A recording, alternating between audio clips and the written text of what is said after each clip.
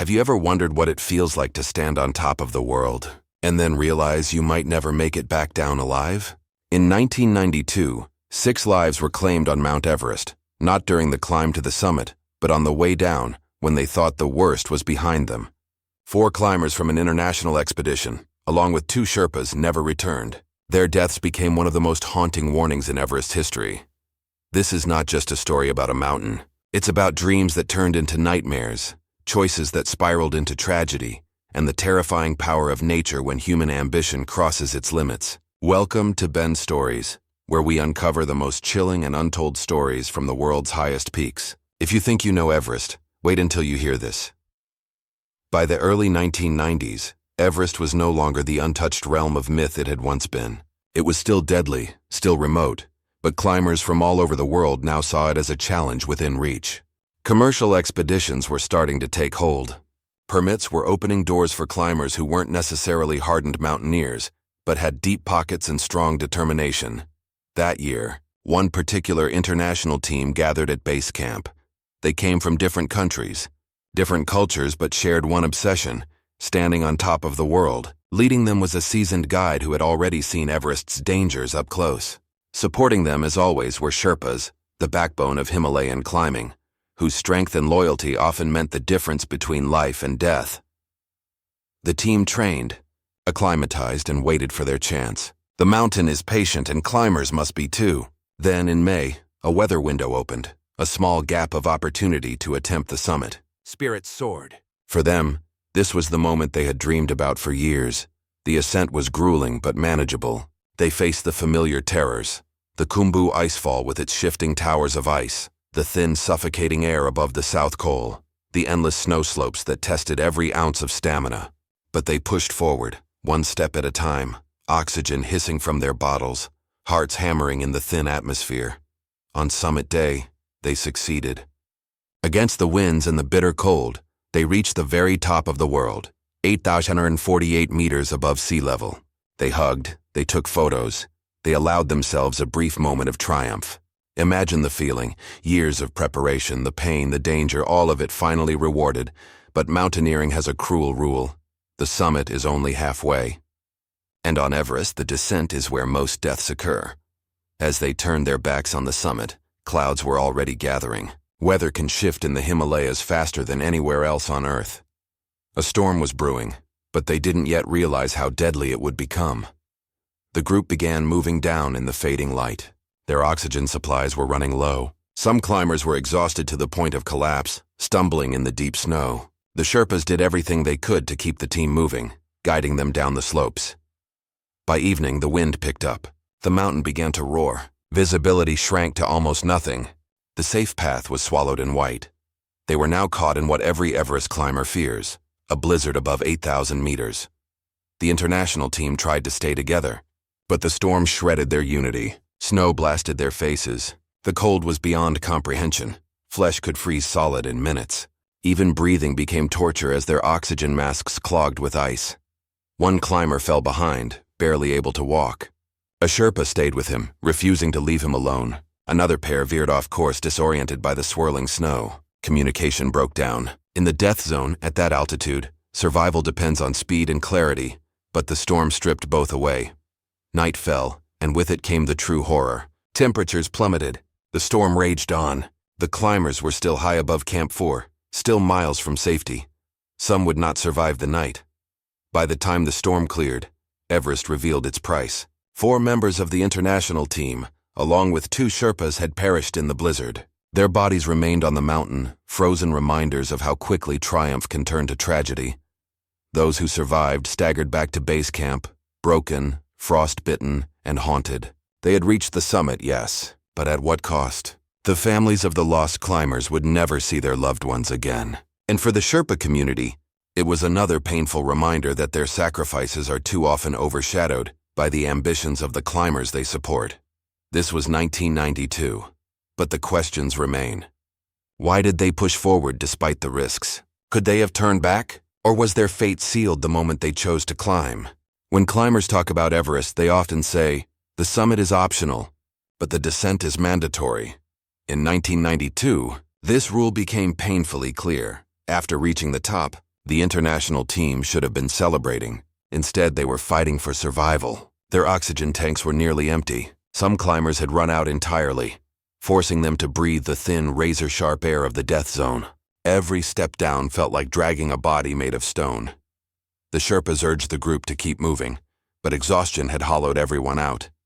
At over 8,000 meters, even the simplest decision, turning left or right, felt like solving a riddle underwater. And then as the storm rolled in, all sense of direction collapsed. The trail back to Camp 4 disappeared. Snow fell in heavy sheets, wiping away footprints and landmarks. In the howling whiteout, even the most experienced Sherpas struggled to guide their climbers. One climber, let's call him Marcus, from Europe, had pushed himself too far on summit day. He was already stumbling before the storm hit, his legs trembling, his eyes glazed with altitude sickness. When the blizzard struck, he collapsed. A Sherpa stayed behind, pulling at him, shouting through the wind. But Marcus couldn't move. His body was shutting down. Imagine the scene. A man kneeling in the snow, gasping like a fish out of water, while his Sherpa companion begged him to rise. Behind them, the storm screamed, erasing the world in white. In moments like this, Everest forces climbers to face brutal choices: save one life and risk losing many, or keep moving and leave someone behind. The Sherpa refused to abandon him. Hours passed. Both man and Sherpa disappeared into the blizzard, swallowed whole by the mountain. The rest of the team pressed on, but unity was breaking. The storm scattered them like leaves. Two climbers, friends who had trained together for years, strayed off the safe route. They thought they were heading toward Camp 4, but the whiteout twisted their sense of direction. Instead, they wandered higher along the ridge. By nightfall, they were lost. Their oxygen was gone. The temperature plunged below -30°C. Without tents or shelter, their bodies could not withstand the cold. When the storm cleared the next morning, searchers later found their frozen forms, huddled together as if clinging to each other for one last trace of warmth. Meanwhile, a few survivors somehow stumbled into Camp 4.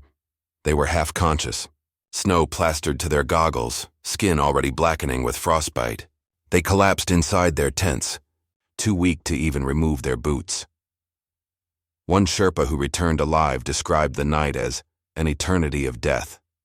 He said that every gust of wind felt like it was stripping the soul from his chest. The sound of climbers crying out in the storm still haunted him years later. For those who made it back, survival was only partial. Fingers and toes would be lost to frostbite. Lungs scarred by the thin air would never be the same. And the guilt, the unbearable guilt of leaving teammates behind, would remain forever. When the sun finally rose, Everest was silent again. The storm had passed, leaving behind a landscape of devastation. The mountain was littered with traces of human struggle: a glove frozen in the snow, an oxygen mask half buried, footprints that led nowhere. The survivors looked around and realized the truth. 6 of their team were gone. 4 climbers and 2 Sherpas had vanished into the blizzard. Their bodies, frozen where they fell, would remain on Everest as grim markers for future expeditions. For every mountaineer, Everest promises glory, but it always demands payment. In 1992, that payment was steep. Back at base camp, grief settled like a heavy fog. Climbers and Sherpas whispered questions. Why hadn't they turned back earlier? Why push for the summit when the weather window was so narrow? Could the deaths have been prevented? Or were they simply the mountain's price? Some blamed the climbers' ambition, others the unpredictable weather. Some argued that Everest itself should not be attempted by so many, that the rush of commercial expeditions was turning the world's highest peak into a graveyard. But there were no easy answers. Families thousands of miles away would soon receive the news. Their loved ones had reached the top of the world, only to vanish forever on the way down.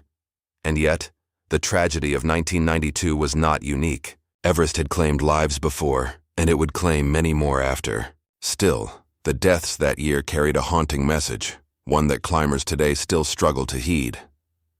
The storm of 1992 was unlike anything most climbers had ever experienced. It wasn't just heavy snow, it was chaos. Wind speeds soared past 100 kilometers per hour, shredding tents, ripping ropes from anchors, and blasting snow into eyes and lungs. For the 6 who would not survive, the final hours were a slow unraveling of strength and hope. Some huddled together, clinging to each other's warmth. Others tried to move, believing that if they could just keep walking, they might stumble back to Camp 4. But the mountain is cruel. Every step downward felt like climbing uphill. Every breath like drinking fire. The death zone is not designed for life. Above 8,000 meters, the body slowly shuts down. Muscles weaken, thoughts blur, and even the will to live can fade. Combine that with a raging storm, and survival becomes almost impossible. As the blizzard tore across the ridge, a few scratchy radio signals pierced the static. Climbers at Camp 4 listened in horror. Voices, faint, trembling, distorted by wind, called out for help. "We can't see the route. No oxygen. Too cold." The words were desperate but incomplete, swallowed by interference. One Sherpa tried to answer, shouting into his radio, but the storm silenced everything. Minutes later, the voices faded. Those at Camp 4 knew what it meant. The climbers were still alive but slipping away somewhere out in the storm. For those safe inside their tents, the radio silence was a cruel torture. They were close enough to hear their teammates' final moments, yet powerless to save them. To leave camp in that storm was suicide. To stay was abandonment. Marcus, the exhausted European climber, remained with his Sherpa companion. Witnesses later said that both were seen only hours before the storm's peak, crouched in the snow. The Sherpa was shouting, shaking Marcus by the shoulders, but Marcus's body was limp. At some point in the night, Marcus slipped into unconsciousness. The Sherpa stayed, refusing to leave. When searchers later found them, the Sherpa's arm was still wrapped around Marcus, as if protecting him from the wind. 2 lives locked together in the ice. This image spread across the climbing world as a symbol of loyalty and sacrifice. But it also raised painful questions. Should the Sherpa have tried to save himself instead? Would Marcus have wanted his friend to perish alongside him? Everest doesn't give clear answers. It only leaves haunting memories. Meanwhile, the 2 climbers who wandered off route faced their own grim fate. They believed they were descending towards safety, but the storm spun them in circles. By nightfall, they collapsed together, side by side.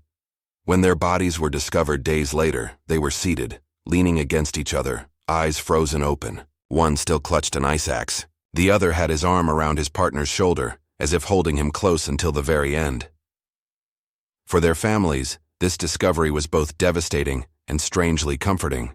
They had not died alone. They had faced the end together. The handful of climbers and Sherpas who stumbled back to Camp 4 carried wounds beyond frostbite. As they warmed their bodies over small stoves, they also wrestled with guilt. Some had abandoned teammates in the storm, choosing survival over loyalty. Others had made choices that, in hindsight, might have sealed their friends' fates. One survivor later admitted, "I keep hearing their voices on the radio. I see their faces when I close my eyes. I ask myself every night, could I have done more? Should I have died with them?" This guilt would last far longer than the physical injuries. The mountain had spared their lives, but it had stolen their peace. When the storm ended and word spread, base camp became a place of mourning. Climbers from other expeditions gathered quietly, staring up at the mountain that had just claimed 6 more lives. Sherpas lit butter lamps in memory of their lost brothers. Flags were lowered. Yet even in the grief, Everest loomed above, magnificent and indifferent. The mountain did not care about human suffering. It simply stood, eternal, waiting for the next climbers who dared to challenge it. For those who survived, the descent to base camp was long and painful. Their bodies were broken, their spirits heavy. They carried not only their own injuries, but also the memories of 6 companions who would never walk again. The tragedy of 1992 became a warning carved into Everest's history. Guides repeated the story to future climbers. Respect the mountain. Don't push past the signs. The summit is not worth your life. And yet, year after year, climbers continued to come. Some learned from the lesson. Others ignored it. Everest still calls to dreamers, and dreamers still answer, even knowing the risk. The 6 who perished in 1992 became part of the mountain's legacy, their frozen bodies silent teachers for those who followed. But whether humanity truly listens is another question. The tragedy of 1992 was not just another deadly season on Everest. It became a turning point. It forced climbers, guides, and even governments to confront an uncomfortable truth. The mountain was changing. Everest was no longer the remote, untouchable peak of legends. By the early 1990s, it was becoming increasingly accessible. More commercial expeditions were forming, offering climbers, some with limited experience, the chance to stand on the world's highest summit. But as demand grew, so did the risks. The mountain was not adjusting to humans. Humans were forcing themselves onto the mountain, often unprepared for the cost. Before the 1990s, Everest expeditions were mostly led by national teams, veteran mountaineers, or scientific projects. But in the years following 1992, companies began advertising Everest climbs like packaged tours. For tens of thousands of dollars, anyone with determination and money could join. Professional guides, Sherpas, and oxygen support would handle logistics. All the client needed was the willpower to keep moving upward. This model brought new opportunities. People who had never dreamed of tackling Everest suddenly found themselves at base camp. The mountain became less about exploration and more about achievement, a bucket list item for the wealthy and ambitious, but there was a price. Many clients lacked the skills to handle crises. When storms hit or equipment failed, guides and Sherpas were forced to carry not only the gear, but also the lives of their clients. The 1992 disaster should have been a warning about overconfidence and poor preparation. Yet, as the decade progressed, Everest became even more crowded. In May 1996, tragedy struck again. A deadly storm claimed the lives of 8 climbers in a single day, including experienced guides. The world watched in shock as stories of chaos and mismanagement unfolded. Looking back, many experts pointed to 1992 as the first red flag. The same mistakes, ignoring weather windows, pushing too high, trusting too much in logistics, were repeated. The mountain had spoken once, but humanity did not listen.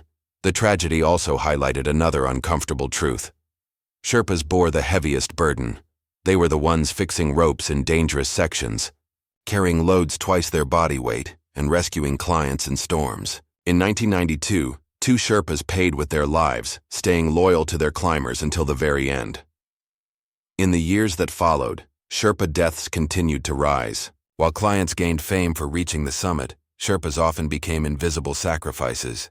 Families in Nepal grieved in silence, while the world celebrated successful expeditions. The story of Marcus and his Sherpa companion in 1992 became a haunting symbol of this imbalance. Who truly pays the price for Everest's dreams? By the late 1990s and 2000s, Everest had transformed. Crowds of climbers lined the fixed ropes, waiting hours for their turn to ascend narrow ridges. Bottlenecks formed at the Hillary Step. Oxygen shortages became common. Photographs showed long traffic jams on the world's highest peak, a surreal image of human ambition colliding with nature's limits. With more climbers came more accidents. Some froze while waiting in line. Others ran out of oxygen before reaching safety. The death toll grew, and bodies remained where they fell, turning Everest into an open-air graveyard. For those who remembered 1992, every new disaster felt like déjà vu. The lessons had been written in blood yet forgotten in pursuit of glory. Even today, veteran climbers tell young mountaineers the story of the 6 lost in 1992. They speak of the storm, the broken radios, the loyal Sherpa who refused to leave. They remind newcomers that Everest does not forgive arrogance, but whether newcomers listen is another question. The mountain continues to lure dreamers and continues to take lives. Everest's history forces us to ask, why do humans keep climbing, despite the danger? Is it pride, adventure, a need to conquer the unconquerable? The truth is different for everyone. But for those who died in 1992 and for their families, the answer no longer matters. What remains is the silence of the mountain and the knowledge that human ambition always comes at a price. And yet, even in tragedy, Everest inspires. It is both a graveyard and a beacon, a reminder of our fragility and our endless hunger for the impossible. When climbers look at Everest today, they don't just see a mountain. They see an industry, a brand, a dream that money can buy, but the transformation has come with a dark shadow. What was once a sacred place for adventurers has become a battleground of ambition, ego, and survival. Every spring, hundreds of climbers gather at base camp, waiting for a brief weather window. Helicopters buzz overhead. Drones capture Instagram-worthy shots. Satellite Wi-Fi lets climbers post live updates to followers at home. Everest has never been more visible, and never more dangerous. In May 2019, the world was stunned by a single photo. A line of climbers stretching for hundreds of meters, stuck on the narrow summit ridge of Everest. Dozens of people waited for hours in freezing winds, each step costing precious oxygen. Some never made it down. That year, 11 climbers died, many not from storms but from delays, exhaustion, and human traffic. This image summed up the new Everest. The mountain was no longer only about avalanches or blizzards. It was about overcrowding, poor judgment, and the deadly cost of waiting too long at the top of the world. Commercial expeditions now compete fiercely. Some charge premium prices, promising maximum safety with experienced guides. Others undercut, offering budget climbs with minimal support, attracting less prepared climbers. The result? A dangerous mix of skill levels sharing the same ropes. Experienced mountaineers find themselves stuck behind novices who freeze in fear. Guides must make impossible choices, save a client who can't continue or push forward with the rest. The mountain does not care about money or contracts. When oxygen runs out or frostbite sets in, no amount of cash can save you. Everest holds more than 300 bodies, frozen in the snow, many still visible along the routes. They serve as grim landmarks. Green Boots, Sleeping Beauty, and countless others known only to those who pass by. Rescues at extreme altitude are nearly impossible. The air is too thin, the effort too great. Many climbers are forced to step past the dead to reach the living. It is a haunting truth. On Everest, survival often means looking away.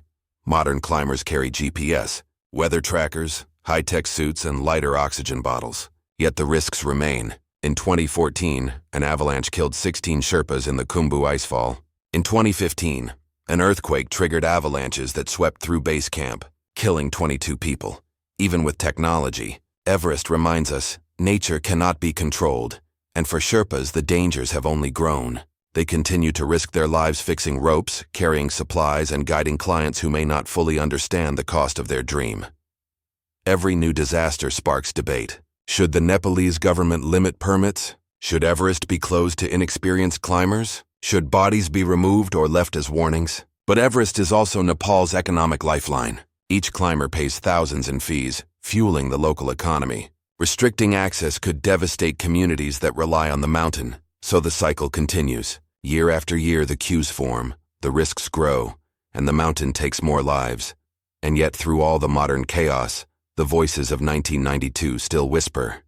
6 lives lost in a storm. Lessons written in ice and blood. A Sherpa's loyalty. A climber's final breath. The mountain remembers, even if we forget. Every time a climber hesitates at the Hillary step, every time the wind howls across the South Col, the ghosts of 1992 are there, reminding us that Everest is not a trophy. It is a test, one that many fail. Here's the truth most don't want to admit. Everest itself hasn't changed. The snow, the storms, the winds, they are the same as they were in 1992, 1953, or even 1,000 years ago. What changed is us. We've turned the highest peak on Earth into a stage, a marketplace, a place where ambition often outruns preparation. The tragedy of 1992, the storm of 1996, the traffic jam of 2019, they are all chapters of the same story. Human ambition colliding with an indifferent mountain. So the question remains, why do we climb? Maybe it's because deep down, we want to believe we can rise above nature itself. Maybe because the summit promises immortality, even if it comes at the cost of life. But Everest doesn't hand out immortality, it hands out silence. And for some, that silence is eternal. If this story has moved you, if you want to uncover more of the hidden tragedies and mysteries that the world doesn't talk about, subscribe to Ben's Stories, because the mountain's tale isn't finished, and neither is ours.